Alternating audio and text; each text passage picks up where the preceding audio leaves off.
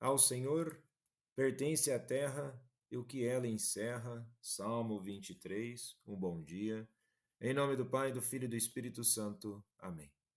Recorramos sempre à poderosa intercessão de Maria Santíssima, nossa Mãe, e de São José, o Justo. Sim, a plenitude da terra e o mundo daqueles que nela habitam pertence ao Senhor.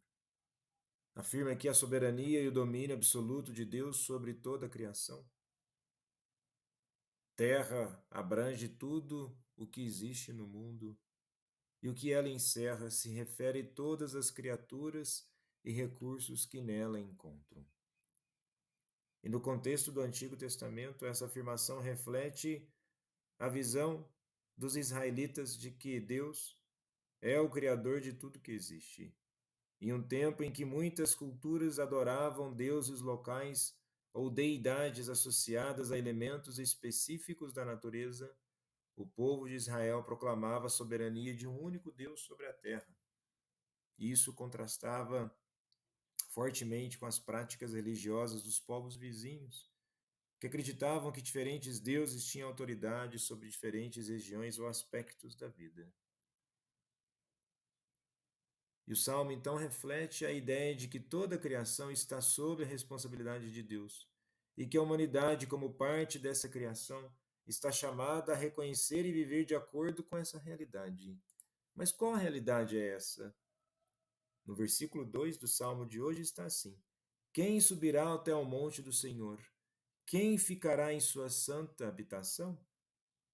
Quem tem mãos puras e inocente coração, quem não dirige sua mente para o crime.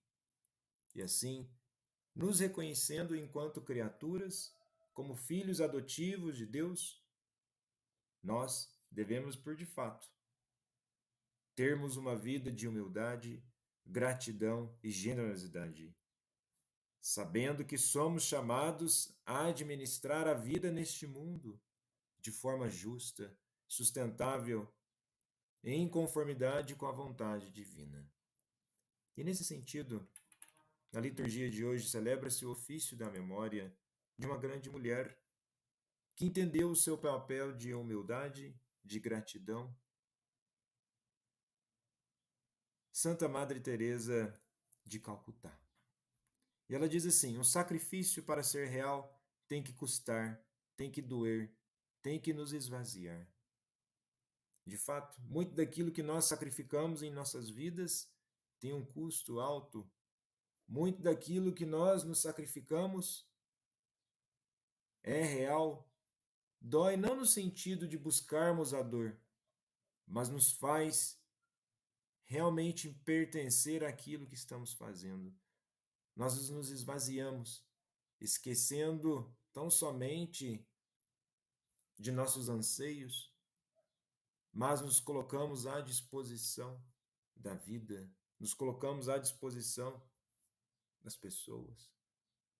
Quem aqui estiver escutando, que tem um filho ou uma filha, ou alguém que muito ama, pode ser que você cuide de uma pessoa enferma. Veja bem o quanto que você sacrifica, o quanto que você se doa. Esse amor transforma vidas, a sua e de quem precisa. E nesse sentido, é também humildade. Cuidar é um sinal de gratidão. E quem realmente entende a dinâmica de cuidar com amor se esvazia não para fazer a sua vontade, mas para fazer uma vontade maior, no sentido que transforma vidas. E no contexto de humildade, a primeira leitura de hoje, na primeira carta aos Coríntios, capítulo 3, versículos 18 ao 23, Paulo critica a busca pela sabedoria segundo os padrões do mundo, que ele considera inútil diante de Deus. Olha o que ele diz: Ninguém se engane a si mesmo. Se alguém dentre vós se julga sábio neste mundo, faça-se louco para se tornar sábio. Pois a sabedoria deste mundo é a loucura diante de Deus, porque está escrito: Ele apanha os sábios na sua própria astúcia. E ainda, o Senhor conhece os pensamentos dos sábios, que são vãos. Então, de nada adianta querer se glorificar. E o contexto cultural da primeira leitura, no tempo de Paulo, era exatamente marcado por uma grande valorização da sabedoria filosófica e da retórica. Belas palavras. Mas e aí? Qual que é o sentido da vida? Então, Paulo escreve para corrigir essa tendência que estava gerando divisões na igreja, e ele reafirma que a sabedoria do mundo, valorizada por muitos na cultura grega, é vazia quando comparada com a sabedoria de Deus, que se revela por meio da loucura. Mas qual loucura? A da cruz. O sentido de esvaziamento, que contraria a glorificação de si mesmo e o egoísmo.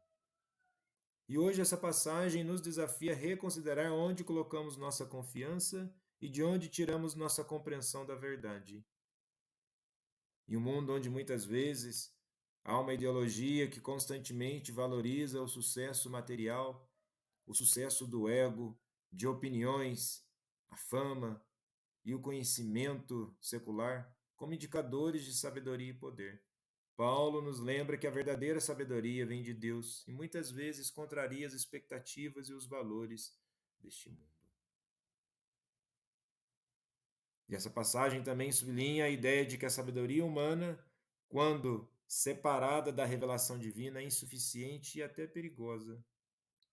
De certo modo, Paulo ecoa o conceito bíblico de que o temor do Senhor é o princípio da sabedoria, em Provérbios 9, versículo 10.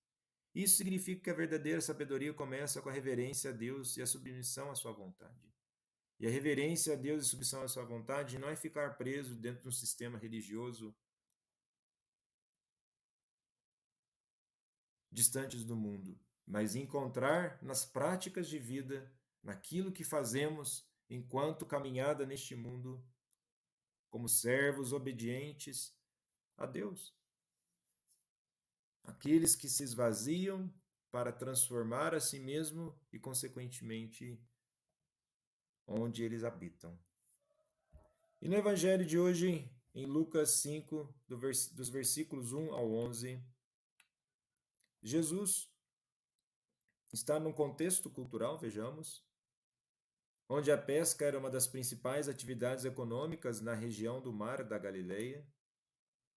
E por que eu estou mencionando isso? Porque o texto começa exatamente: certo dia, Jesus estava à beira do lago de Genezaré, e a multidão se apertava ao seu redor para ouvir a palavra de Deus. Viu à beira do lago 2 barcos deixados ali pelos pescadores, que estavam lavando as suas redes. Entrou num dos barcos, o que pertencia a Simão, e pediu-lhe que afastasse um pouco da praia.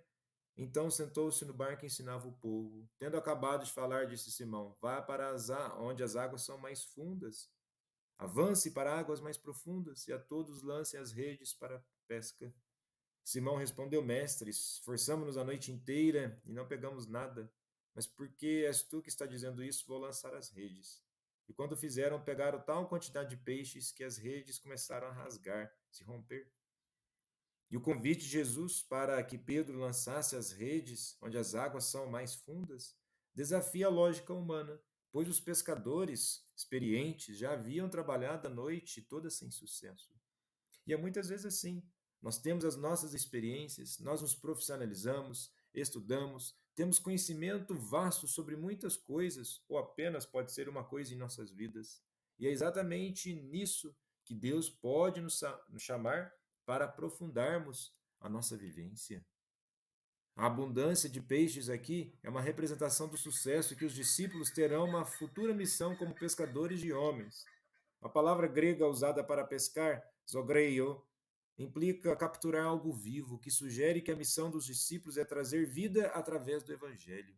E essa é a nossa missão nos dias de hoje, trazer vida realmente para que tenhamos uma prática de humildade e transformação em tudo que fizermos. Santa Teresa de Calcutá, rogai por nós. Jesus, manso e humilde de coração, fazei o nosso coração semelhante ao vosso.